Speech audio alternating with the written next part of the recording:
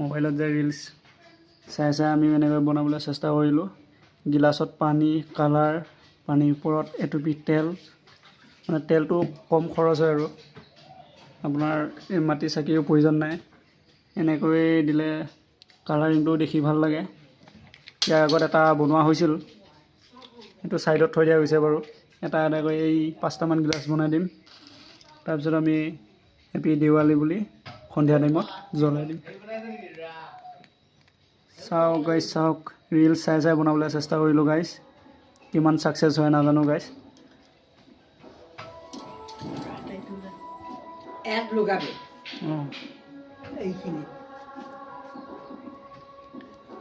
চাওক গাইজ, এনেকৈ বেলেগ বেলেগ কালাৰ দি 5টামান গিলাচত বেলেগ বেলেগ কালাৰ দি বনাম গাইজ।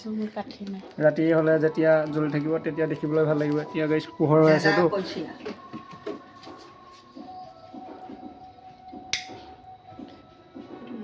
এইটো খলিতাটো নুমাই গৈছে, সেইটো জ্বলাই দিম।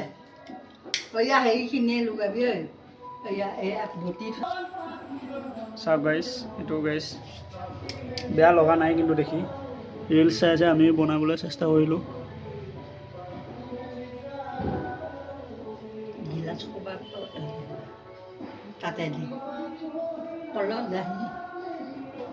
একচুৱেলি গাইজ খৰচহে বেছি। কালাৰ আনিব লাগে, গিলাচ আনিব লাগে,